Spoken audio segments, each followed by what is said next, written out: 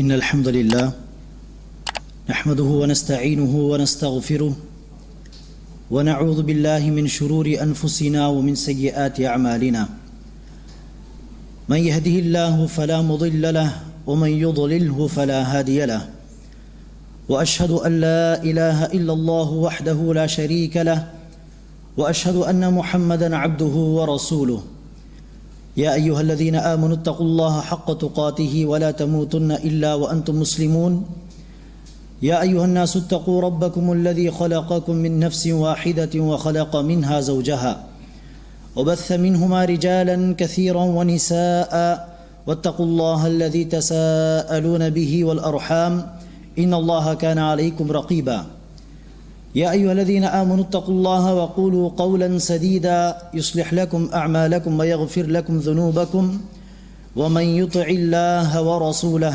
فقد فاز فوزا عظيما أما بعد فإن خير الحديث كتاب الله وخير الهدي هدي محمد صلى الله عليه وسلم وشر الأمور محدثاتها وكل محدثة بدعة وكل بدعة ضلالة وكل ضلالة في النار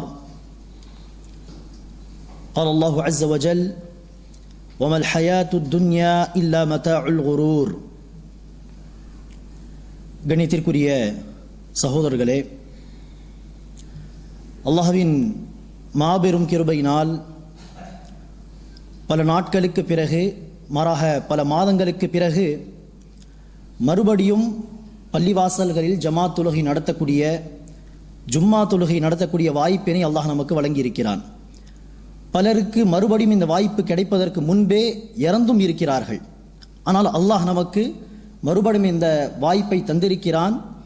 எனவே இந்த அசாதாரண சூழ்நிலைகளில் கடந்த சில நாட்களாக எந்தெந்த பிரச்சனைகளை, இன்னல்களை நாம் சந்தித்திருக்கிறோமோ இதை வைத்து பல படிப்பினைகளை நாம் பெறலாம். அதில் ஒரு முக்கியமான படிப்பினை, பல மாதங்களுக்காக பள்ளிவாசல்களின் கதவுகள் பூட்டப்பட்டன.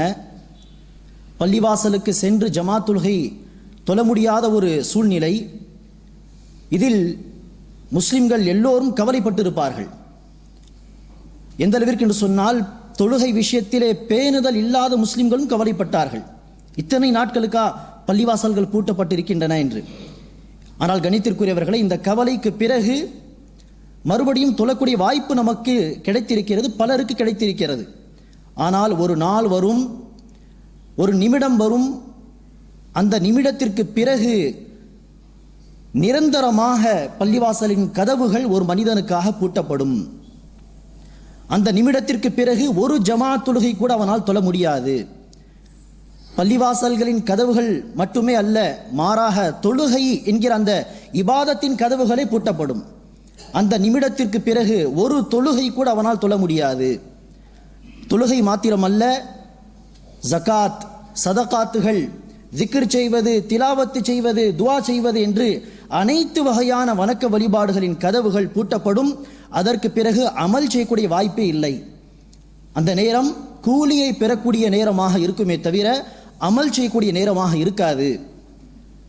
அல்லாஹ் சுப்ஹானஹு வ தஆலா குர்ஆனிலே கூறுகிறான், முனாஃபிகின் அத்தியாயத்தின் இறுதி வசனங்களிலே, யா அய்யுஹல்லதீன ஆமனு அன்ஃபிகு மிம்மா ரஸக்னாகும், நம்பிக்கை கொண்டோரே, நாங்கள் உங்களுக்கு வழங்கியதிலிருந்து ஒரு பகுதியை நன்மையான காரியங்களில் செலவு செய்யுங்கள், தான தர்மங்களை கொடுத்து வாருங்கள். மின் கப்லி அன் யஅதிய அஹதகுமுல் மௌத், உங்களில் ஒருவருக்கு மௌத் வருவதற்கு முன்னால்.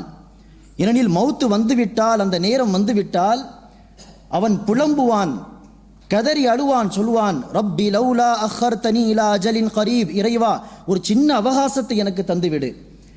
ஒரு நெருங்கிய அவகாசம், ஒரு சின்ன அவகாசம், ஒரு அவகாசம் எனக்கு வழங்கப்பட்டால் ஃபஅஸ்ஸதக, நான் சில சதகாத்துகளை தந்து வருகிறேன். வஅகும் மினஸ் சாலிஹீன், சாலிஹாக மாறி வருகிறேன், நன்மை செய்யக்கூடியவனாக நான் மாறி வருகிறேன். ஒரே ஒரு அவகாசத்தை தா இறைவா என்று அல்லாஹ் சுப்ஹானஹு வ தஆலாவிடத்தில் அவன் கேட்பான். அல்லாஹ் பதிலளிக்கிறான், வலன் யுஅக்கிரல்லாஹு நஃப்ஸன் இதா ஜாஅ அஜலுஹா, மௌத்துக்குரிய நேரம் வந்துவிட்டால் அல்லாஹ் சுப்ஹானஹு வ தஆலா ஒரு வினாடி கூட தாமதப்படுத்த மாட்டான். அந்த வாய்ப்பு வழங்கப்படாது. அது கூலியை பெறக்கூடிய நேரம் தானே தவிர அமல் செய்யக்கூடிய நேரம் அல்ல. இந்த கருத்தை அல்லாஹ் சுப்ஹானஹு வ தஆலா குர்ஆனில் பல இடங்களிலே சொல்லி காட்டுகிறான். இன்னொரு இடத்தில் அல்லாஹ் சொல்கிறான், மக்கள் அந்த நேரத்திலே சொல்வார்கள், ரப்பிர்ஜிஊன், இறைவா என்னை திருப்பி விடு. இன்னொரு இடத்தில் அல்லாஹ் சொல்கிறான், மௌத்து நேரத்திலே அவன் சொல்வான், புலம்புவான், லஅல்லி அஅமலு சாலிஹன் ஃபீமா தரக்து கல்லா, இறைவா எனக்கு ஒரு அவகாசத்தை தா, நான் விட்டு வந்த உலகத்தில் சில அமல்களை நான் செய்து வருகிறேன். லஅல்லி அஅமலு சாலிஹன் ஃபீமா தரக்து, ஆனால் அல்லாஹ் பதிலளிப்பான், கல்லா, ஒருபோதும் இல்லை. அந்த நேரத்தில் ஒரு அடியானுக்கு அல்லாஹ் சுப்ஹானஹு வ தஆலா பூமி அளவுக்கு தங்கத்தை கொடுத்து விட்டாலும் அவன் சொல்வான், இறைவா இந்த தங்கத்தை நான் உன் பாதையில் செலவு செய்ய தயாராக இருக்கிறேன், என்னை விட்டுவிடு. ஆனால் அல்லாஹ் சுப்ஹானஹு வ தஆலா அதை ஏற்றுக்கொள்வானா? ஒருபோதும் அல்ல. மா துகுப்பில மின்ஹும், அது ஏற்றுக்கொள்ளப்படாது. பூமி சமமான தங்கத்தை அல்லது 2 மடங்கு பூமிக்கு சமமான தங்கத்தை அவன் கொடுக்க முன்வந்து விட்டாலும் அது ஏற்றுக்கொள்ளப்படாது. ஆனால் கணித்திற்குரியவர்களே, அந்த நாள் பூமிக்கு சமமான தங்கத்தை கொடுத்தாலும் ஏற்றுக்கொள்ளப்படாது. நான் நல்ல அறங்களை செய்கிறேன், எனக்கு ஒரு வாய்ப்பை தா என்று சொன்னாலும் கொடுக்கப்படாது. ஆனால் இப்போது அல்லாஹ் சுப்ஹானஹு வ தஆலா நமக்கு வாய்ப்பை தந்திருக்கிறான். இப்போது 2 ரக்காத் தொழுதாலும் அது ஏற்றுக்கொள்ளப்படும். நீங்கள் ஒரே ஒரு ரூபாயை செலவு செய்தாலும் அங்கீகரிக்கப்படும். அதற்கு ஒரு மதிப்பு இருக்கிறது, அதற்கு கூலி இருக்கிறது.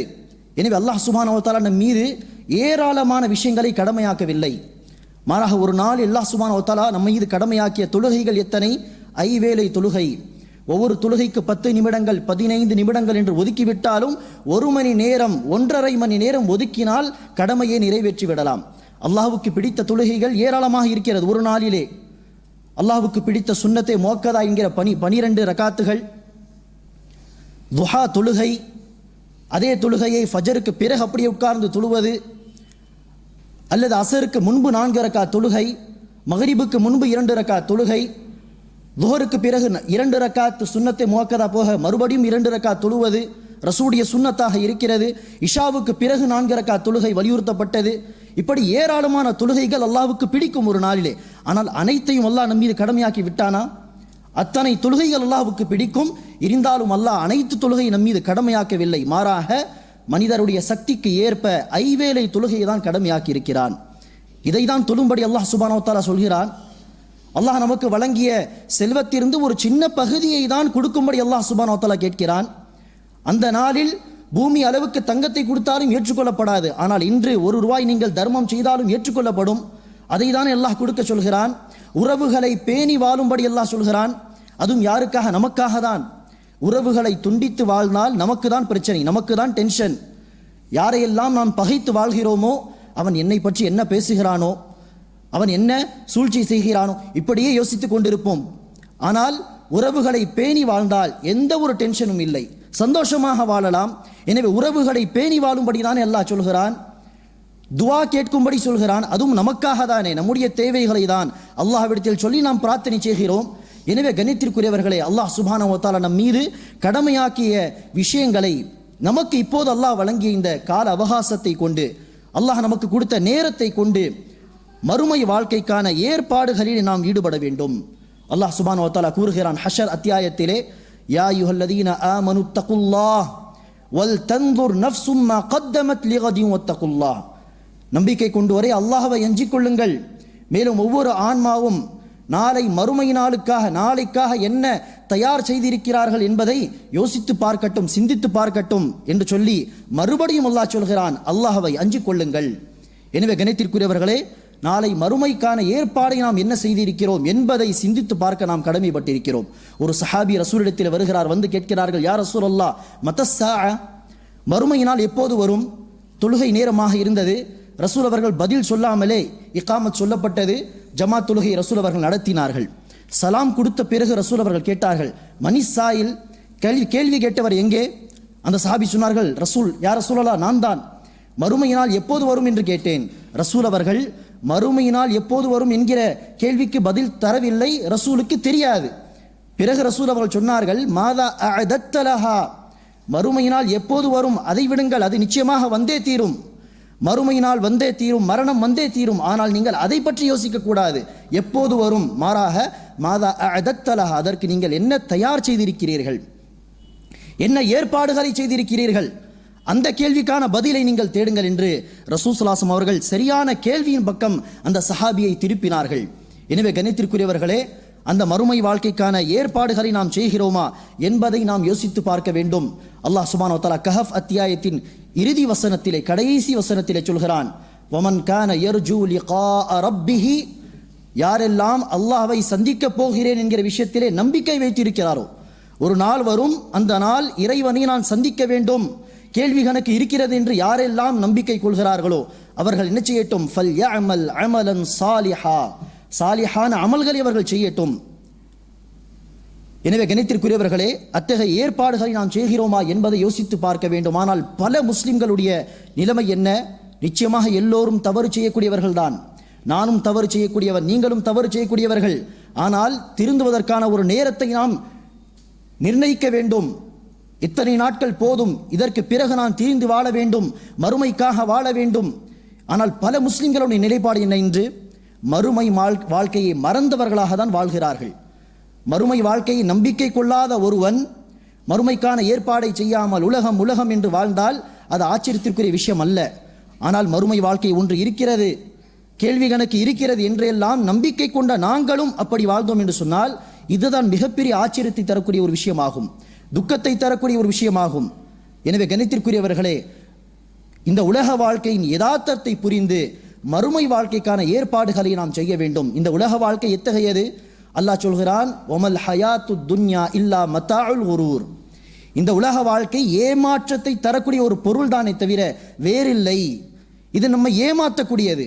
ஏதோ இங்கே நிரந்தரமாக இருப்பது போல், இங்கே நிரந்தரமான ஒரு வாழ்க்கையை நாம் வாழப்போகிறோம், அதற்கான ஏற்பாடுகளை நீங்கள் செய்யுங்கள் என்று உலகம் நம்மை ஏமாற்றும். ஆனால் இது கூடிய சீக்கிரம் முடிவடையக்கூடிய ஒரு வாழ்க்கை. ஆனால் இது நமக்கு ஏமாற்றத்தை தரும். மேலும் ரசூல் அவர்கள் இந்த உலக வாழ்க்கைக்கான உதாரணத்தை அழகாக சொல்கிறார்கள். ஒரு பறவை தன் அலகை கடலில் நுழைத்து எடுத்தால் அந்த அலகில் எந்த அளவிற்கு தண்ணீர் ஒட்டியிருக்கும்? மிஞ்சு மிஞ்சு போனால் ஒரு சொட்டு தண்ணீர். அந்த ஒரு சொட்டு தண்ணீரும் காற்று அடித்தால் காய்ந்துவிடும், வெயில் பட்டால் உடனே காய்ந்துவிடும், சில வினாடிகளிலே. அதுதான் உலக வாழ்க்கைக்கான உதாரணம். அந்த கடல் நீர் என்பது மறுமை வாழ்க்கைக்கான உதாரணம். அந்த ஒரு சொட்டு தண்ணீர் அற்பமானது மற்றும் நிரந்தரமற்றது. அதுதான் இந்த உலக வாழ்க்கை, அற்பமான வாழ்க்கை, நிரந்தரமற்ற வாழ்க்கை. ஆனால் கடலுடைய நீர் எப்படி காற்றடித்தாலும் சரி, புயல் அடித்தாலும் சரி, வெயில் பட்டாலும் சரி, எதுவும் ஆகாதோ அதுபோன் மறுமை வாழ்க்கை நிரந்தரமான வாழ்க்கை. அல்லாஹ் சொல்கிறான், வல் ஆஹிரத்து கைரும் வபகா, மறுமை வாழ்க்கை தான் சிறந்தது, நிலையானது. வல் ஆஹிரத்து இன்னமல் ஆஹிரத்து லஹியல் ஹயவான், ஆஹிரத் வாழ்க்கை தான் நிரந்தரமானது, நிலையாக இருக்கும். எனவே கண்ணியத்திற்குரிய சகோதரர்களே, அந்த நிலையான வாழ்க்கைக்காக, நிரந்தரமான வாழ்க்கைக்காக நாம் ஏற்பாடுகளை செய்கிறோமா? இந்த உலக வாழ்க்கையில் ஒரு முஸ்லிம் எப்படி வாழ வேண்டும் என்பதையும் ரசூல் அவர்கள் அழகாக இப்னு உமர் ரலியல்லாஹு அவர்களுக்கு உபதேசம் செய்யும் விதமாக சொல்கிறார்கள். குன் ஃபித் துன்யா கஅன்னக கரீப் அவ் ஆபிரு சபீல். இந்த உலக வாழ்க்கையில் நீ ஒரு அந்நியனாக அல்லது வழிப்போக்கராக இரு என்று. ஒரு அந்நியன் என்று சொன்னால் யார்? ஒரு வேலைக்காக வேண்டி இன்னொரு ஊருக்கு, ஒரு அந்நிய ஊரை நாடி செல்வார்கள். ஒரு வேலையை செய்து முடிப்பதற்காக வேண்டி அவர் அங்கு சென்ற பிறகு என்ன செய்ய மாட்டார்? தன்னுடைய சொந்த ஊரை, தன்னுடைய சொந்த வீடை, தன்னுடைய உறவினர்களை, மனைவி மக்களை, ஊரில் இருக்கக்கூடிய வேலைகளை எல்லாம் மறந்துவிட்டு அந்த அந்நிய ஊரிலே இருந்து விட மாட்டார். எனவே அதே போன்றுதான் ஒரு வேலைக்காக, ஒரு நோக்கத்திற்காக தான் நாம் இந்த உலகத்திற்கு அனுப்பப்பட்டிருக்கிறோம். அந்த நோக்கத்தை தான் நாம் யோசித்து செயல்பட வேண்டுமே தவிர நம்முடைய உண்மையான டெஸ்டினேஷனை மறந்துவிட்டு, இலக்கை மறந்துவிட்டு இந்த அந்நிய இடத்தை நிரந்தர இடமாக கருதி விடுவது நம்முடைய மடத்தனமாகும். அதே போன்றுதான் ஒரு வழிப்போக்கர் சிறிது நேரம் ஒரு இடத்தில் நின்றால் இதற்காக நிற்பார், ரெஸ்ட் எடுப்பதற்காகவோ அல்லது டீ குடிப்பதற்காகவோ. அது போன்றுதான் ஒரு நோக்கத்திற்காக நாம் இங்கு வந்திருக்கிறோம். நம்முடைய இலக்கு வேறு, நம்முடைய பயணம் வேறு என்பதை நாம் புரிந்து கொள்ள வேண்டும். இப்படிதான் ரசூலுடைய வாழ்க்கை இருந்தது. உமர் ரலியல்லாஹு அன்ஹு அவர்கள் ரசூல் ஸல்லல்லாஹு அலைஹி வஸல்லம் அவர்களை சந்தித்து பேசுவதற்காக வேண்டி ரசூலுடைய வீட்டுக்கு வருகிறார். வந்து பார்த்தால் ரசூல் ஸல்லல்லாஹு அலைஹி வஸல்லம் அவர்கள் பாயை விரித்து மேலாடை இல்லாமல் படுத்து கொண்டிருக்கிறார்கள். பாயின் அச்சம் அப்படியே ரசூலுடைய முதுகில் தெரிகிறது. இந்த காட்சியை பார்த்த உமர் ரலியல்லாஹு அன்ஹு அவர்கள் அழுகிறார்கள். ரசூல் ஸல்லல்லாஹு அலைஹி வஸல்லம் அவர்கள் கண் விழித்து பார்த்தால் உமர் ரலியல்லாஹு அன்ஹு அவர்கள் அழுது கொண்டிருந்தார். மா யுப்கீக யா உமர், உமர் எதற்காக அழுகிறீர் என்று கேட்க அவர்கள் சொன்னார்கள், யா ரசூலல்லாஹ், கைசர் மற்றும் கிஸ்ரா என்கிற ஈரான் நாட்டு அரசர்களும் ரோம் நாட்டு அரசர்களும் சொகுசு வாழ்க்கை வாழ்கிறார்கள், ஆடம்பரமான வாழ்க்கை, சொகுசு வாழ்க்கை, வெல்வெட் துணியில் தூங்குகிறார்கள். ஆனால் உங்களுடைய நிலைமை இப்படியா? இப்படிப்பட்ட ஒரு வறுமை வாழ்க்கையா? ரசூல் ஸல்லல்லாஹு அலைஹி வஸல்லம் அவர்கள் அதற்கு பதிலாக உமரை பார்த்து ஒரு கேள்வியை கேட்கிறார். அந்த கேள்வியில் ஒவ்வொருவரும் சிந்தித்து பார்க்க வேண்டும். ரசூல் அவர்கள் உமரை பார்த்து கேட்டார்கள், அமா தர்தா யா உமர் அன் தகூன லஹுமுத் துன்யா வலனல் ஆஹிரா. உமரே, அவர்களுக்கெல்லாம், இந்த காஃபிர்களுக்கெல்லாம் இந்த உலக வாழ்க்கையின் ஆசாபாசங்களும் சொகுசு வாழ்க்கையும் கிடைத்து மூமினின்களாக நமக்கு மறுமை வாழ்க்கையின் நன்மைகள் கிடைப்பது உங்களுக்கு பிடிக்காதா? எனவே கணித்திற்குரியவர்களே, மறுமை வாழ்க்கையின் யதார்த்தத்தை, இந்த உலக வாழ்க்கையின் யதார்த்தத்தை புரிந்து செயல்பட வேண்டிய கடமை நமக்கு இருக்கிறது. இப்போது நானும் நீங்களும் மறுமை வாழ்க்கைக்காக வேண்டி வாழ்கிறோமா அல்லது உலக வாழ்க்கைக்காக வேண்டி வாழ்கிறோமா என்பதை தெரிந்து கொள்ள வேண்டும் என்று சொன்னால் என்ன செய்ய வேண்டும்? காலையிலிருந்து எழுந்ததிலிருந்து தொழுகையில் இருக்கும் பொழுது, தொழுகைக்கு வெளியே, இரவு நேரத்தில் படுக்கும் வரை நாம் அதிகம் எதை குறித்து யோசிக்கிறோம், கவலைப்படுகிறோம் என்பதை நீங்கள் யோசித்து பார்த்தாலே போதுமானது. தெரிந்து கொள்ளலாம், நான் ஒரு மறுமை வாழ்க்கைக்காரனா அல்லது உலக வாழ்க்கைக்காரனா. காலை எழுந்ததிலிருந்து என்னுடைய ஜாப் என்ன, எப்படி சம்பாதிப்பது, வீட்டில் இந்தந்த பில்லை கட்ட வேண்டுமே, வீட்டை எப்படி பராமரிப்பது, இப்படிப்பட்ட விஷயங்களை குறித்தே யோசித்துக் கொண்டிருக்கிறோம் என்று சொன்னால் யோசித்துக் கொள்ளுங்கள். இன்னொரு நபர் இருக்கிறார், இதை குறித்தும் அவர் கவலைப்படுகிறார், யோசிக்கிறார். ஆனால் இது போக தொழுகை நேரம் எப்போது, இந்த இடத்துக்கு நான் போக வேண்டும், அங்கு பள்ளிவாசல் இருக்கிறதா, தொழுகை நேரம் என்ன, எப்படி தொழுவது, குழந்தைகளுக்கு நான் சரியான இஸ்லாமிய தர்பியத்தை தந்து வருகிறேனா, பெற்றோருக்கு என்ன கடமைகளை நான் செய்ய வேண்டும், இப்படியெல்லாம் அவர் யோசிக்கிறார். முஸ்லிம்களுடைய மார்க்க ரீதியான அவல நிலையை பார்த்து கவலைப்படுகிறார், அதை குறித்து அடிக்கடி யோசிக்கிறார் என்று சொன்னால் அல்ஹம்துலில்லாஹ், இத்தகைய கவலை, இந்த யோசனை சுட்டி காட்டுகிறது நாம் யார், மறுமை வாழ்க்கைக்காரர்களா அல்லது உலக வாழ்க்கைக்காரர்களா. இஸ்லாம் ஒருபோதும் கணித்திற்குரியவர்களே உலக வாழ்க்கையை குறித்து யோசிக்கவே கூடாது என்று சொல்லவில்லை, ஒருபோதும் சொல்லவில்லை. மாறாக இஸ்லாத்தில் மறுமை வாழ்க்கை என்று உலக வாழ்க்கையை மறந்து விடுவதை இஸ்லாம் தடை செய்கிறது. அதை ரஹபானியத் என்று சொல்வார்கள், துறவியாக வாழ்வது. உலக வாழ்க்கை எப்படியே விட்டுவிட்டு மறுமை வாழ்க்கை என்று சொல்லி முற்றிலும் இபாதத்துக்காக வேண்டி தன்னை ஒதுக்கி விடுவது, துறவியாக வாழ்வது இஸ்லாம் தடை செய்கிறது. ரஹபானியத் இஸ்லாத்தில் கூடாது. எனவே தான் ரசூல் ஸல்லல்லாஹு அவர்கள், ரசூல் ஸல்லல்லாஹுடைய துஆவுக்கு முன்பு அல்லாஹ் குர்ஆனிலே ஒரு துஆவை சொல்கிறான், அதை கேளுங்கள். இறை நம்பிக்கையாளர்கள் அல்லாஹ்விடத்திலே துஆ கேட்பதாக அல்லாஹ் சூரத்துல் பக்ராவிலே கூறுகிறான், ரப்பனா ஆத்தினா ஃபித் துன்யா ஹஸனா வ ஃபில் ஆখিরাতি ஹஸனத்தன் வ கினா அஸாபன்னார். இறைவா, இந்த உலக வாழ்க்கையிலும் நமக்கு நன்மையை தா, மறுமை வாழ்க்கையிலும் நமக்கு நன்மையை தா. எனவே இரண்டு வாழ்க்கை குறித்தும் அவர்கள் கவலைப்படுவார்கள். ரசூல் ஸல்லல்லாஹு அவர்களும் துஆ கேட்கிறார்கள், அல்லாஹும்ம அஸ்லிஹ் லீ துன்யாய அல்லதி ஃபீஹா மஆஷி. இறைவா, இந்த உலக வாழ்க்கை நான் இப்போது வாழ்ந்து கொண்டிருக்கிறேனோ அதை எனக்காக சீர்படுத்தி தா. வ அஸ்லிஹ் லீ ஆখিরাতি அல்லதி ஃபீஹா மஆதி. மேலும் எந்த மறுமை வாழ்க்கையை நோக்கி நான் மீளப் போகிறேனோ அந்த வாழ்க்கையும் எனக்காக சீர்படுத்தித்தா என்று ரசூல் அவர்கள் இரு வாழ்க்கைக்காக வேண்டி துஆ செய்கிறார்கள். ஆனால் இஸ்லாம் எதை தடை செய்கிறது என்று சொன்னால், உலக வாழ்க்கைக்காக மறுமை வாழ்க்கையை மறந்து விடுகிறோம் என்று சொன்னால் இதை தான் இஸ்லாம் தடை செய்கிறது. மற்றபடி உலக வாழ்க்கைக்கான கவலையும் இருக்கலாம், மறுமை வாழ்க்கைக்கான கவலையும் இருக்க வேண்டும். உலக வாழ்க்கைக்காக வேண்டி மறுமை வாழ்க்கையை மறந்து விடுவது இஸ்லாம் தடை செய்கிறது. எனவேதான் ரசூல் ஸல்லல்லாஹு அவர்கள் அடிக்கடி துஆ கேட்பார்கள், லா தஜஅலி துன்யா அக்பர ஹம்மினா. இறைவா, உலக வாழ்க்கைக்கான கவலையை பெரிய கவலையாக ஆக்கிவிடாதே. இருக்க வேண்டும் அந்த கவலை, ஆனால் அதே நேரத்தில் மறுமை வாழ்க்கைக்கான கவலை தான் அதிகம் இருக்க வேண்டும். எனவே ரசூல் அவர்கள் சொல்வார்கள், லா தஜஅலி துன்யா அக்பர ஹம்மினா. இறைவா, உலக வாழ்க்கைக்கான கவலையை என்னுடைய பெரிய கவலையாக ஆக்கிவிடாதே. எனவே கணித்திற்குரியவர்களே, மறுமை வாழ்க்கைக்காக வேண்டி நாம் கவலைப்படுவோமே ஆனால் உலக வாழ்க்கை தானாக நமக்கு கிடைத்துவிடும். இப்னு மாஜாவுடைய அறிவிப்பிலே ரசூல் ஸல்லல்லாஹு அவர்கள் சொல்கிறார்கள், யார் மறுமை வாழ்க்கைக்காக அதிகம் கவலைப்படுகிறாரோ அல்லாஹ் சுப்ஹானஹு வ தஆலா அவருடைய உலக வாழ்க்கைக்கான பொறுப்பை எடுத்துக்கொள்கிறான். உலக வாழ்க்கை தானாக வந்துவிடும்.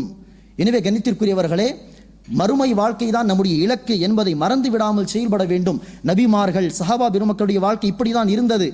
நூஹ் அலைஹிஸ்ஸலாத்து வஸ்ஸலாம் அவர்களை குறித்து அல்லாஹ் சொல்லும் பொழுது, நூஹ் அலைஹிஸ்ஸலாத்து வஸ்ஸலாம் அவர்கள் சொன்னார்கள், இறைவா, ரப்பி இன்னி தஅவ்து கௌமி லைலன் வ நஹாரா. இரவு பகலாக நான் என்னுடைய மக்களை அழைத்திருக்கிறேன். இரவு பகல் என்று பார்க்காமல், பிரித்து பார்க்காமல் தொடர்ந்து நான் உழைத்திருக்கிறேன். மேலும் சொல்கிறார்கள், என்னுடைய மக்களை நான் பார்த்து சொன்னேன், இஸ்தக்ஃபிரு ரப்பக்கும் இன்னஹு கான கஃபாரா. தன் இறைவிடத்தில் நீங்கள் பாவ மன்னிப்பை தேடுங்கள், நிச்சயமாக அவன் உங்களுடைய பாவங்களை மன்னிப்பான் என்றெல்லாம் நான் பலமுறை சொல்லியிருக்கிறேன். மேலும் சொல்கிறார்கள், தஅவுது கௌமி வ அஸ்ரர்து லஹும் இஸ்ராரா, என்னுடைய மக்களிடத்தில் நான் தனிப்பட்ட முறையில் எல்லாம் சந்தித்து இஸ்லாத்தை பற்றி சொல்லியிருக்கிறேன். அதே போல் மக்களை நான் பகிரங்கமாகவும் அழைத்திருக்கிறேன். எனவே நூஹ் அலைஹிஸ்ஸலாத்து வஸ்ஸலாமுடைய கவலை என்னவாக இருந்தது தன்னுடைய வாழ்க்கையில் என்று இந்த வசனங்களை படித்து நம்மால் தெரிந்து கொள்ள முடியும். அடிக்கடி அவர் எதை குறித்து யோசித்திருக்கிறார், எப்படி மக்களை நேர்வழியின் பக்கம் அழைப்பது. ரசூல் ஸல்லல்லாஹு அலைஹி வஸல்லம் அவர்களை குறித்து அல்லாஹ் கஹஃப் அத்தியாயத்திலே சொல்கிறான், லஅல்லக பாகிஉன் நஃப்ஸக அலா ஆசாரிஹிம் இல்லம் யுமினு பிஹாதல் ஹதீஸ் யஸஃபா. நபியே, இவர்கள் இந்த பேச்சின் மீது அதாவது இந்த திருமறையின் மீது நம்பிக்கை கொள்ள மாட்டார்களா என்பதை பற்றி யோசித்து யோசித்து நீங்கள் தன்னையே அழித்து விடும் போல் தெரிகிறதே. எனவே ரசூலுடைய கவலை என்னவாக இருந்திருக்கிறது இந்த வசனத்தை கொண்டு நம்மால் தெரிந்து கொள்ள முடியும். எனவே கண்ணியத்திற்குரியவர்களே, மறுமை வாழ்க்கையை இலக்காக வைத்து உலக வாழ்க்கைக்காகவும் நீங்கள் ஹலாலான முறையில் இஸ்லாம் வரையறைத்த விதிமுறைகளை வைத்து நீங்கள் உழைக்கலாம், பிரச்சனை இல்லை, கவலைப்படலாம், பிரச்சனை இல்லை. ஆனால் மறுமை வாழ்க்கைக்கான ஏற்பாடையும் நாம் இங்கு செய்ய வேண்டும். அதுதான் நம்முடைய உண்மையான நோக்கம் என்பதை புரிந்து செயல்படக்கூடிய நன்மக்களாக நாம் அனைவரும் இருக்க வேண்டும். அல்லாஹ் சுப்ஹானஹு வ தஆலா நம் அனைவருக்கும் அந்த பாக்கியத்தை தருவானாக. குறிப்பாக கண்ணியத்திற்குரியவர்களை, இந்த அசாதாரண சூழ்நிலையில் பலருக்கு வருமான ரீதியான பிரச்சனைகள் இருக்கிறது. பலர் வறுமையில் இருக்கிறார்கள், பல வகையான துன்பங்கள், பிரச்சனைகள். இனி குறிப்பாக இந்த நாட்களில் யாருக்கெல்லாம் அல்லாஹ் வசதியை கொடுத்திருக்கிறானோ அவர்கள் ஏழை மக்களுக்கு தன்னுடைய செல்வத்தை கொடுத்து உதவி செய்ய வேண்டும். தான தர்மங்களுக்கான மிக முக்கியமான நேரம், மிக பொருத்தமான நேரம் இந்த நிலைமை. எனவே யாரெல்லாம் அத்தகைய கஷ்டங்களில் இருக்கிறார்களோ கொடுத்து உதவுங்கள். குறிப்பாக தான தர்மங்கள், சதகா கொடுப்பது என்பது நரக நெருப்பிலிருந்து நம்மை பாதுகாக்கக்கூடிய ஒரு விஷயமாக இருக்கிறது. எனவேதான் முனாஃபிகீனுடைய அத்தியாயத்திலும் அல்லாஹ் எதை சொன்னான் என்று சிந்தித்து பாருங்கள். மௌத்து வருவதற்கு முன்பு தான தர்மங்களை கொடுத்து சில நன்மைகளை பெறுங்கள். எனவே அந்த நேரத்தில் நமக்கு பெரிய அளவில் நன்மையை சேர்க்கக்கூடிய ஒரு இபாதத்து தான் இந்த சதகாத்துகள். எனவேதான் ரசூல் அவர்களும் சொல்கிறார்கள், இத்தகுன் நார வலௌ பிஷிக்கி தம்ரத்தின், பேர்த்தம்பழத்தின் ஒரு பகுதியை சதகாவாக கொடுத்தாவது நீங்கள் தன்னை நரக நெருப்பிலிருந்து பாதுகாத்துக் கொள்ளுங்கள். எனவே இந்த குறிப்பாக இந்த நாட்களில் தேவையுள்ள மக்களுக்கு சதகாத்துகளை கொடுத்து உதவி செய்யுங்கள். அல்லாஹ் சுப்ஹானஹு வ தஆலா நம்முடைய அனைத்து நன்மைகளையும் அங்கீகரிப்பானாக.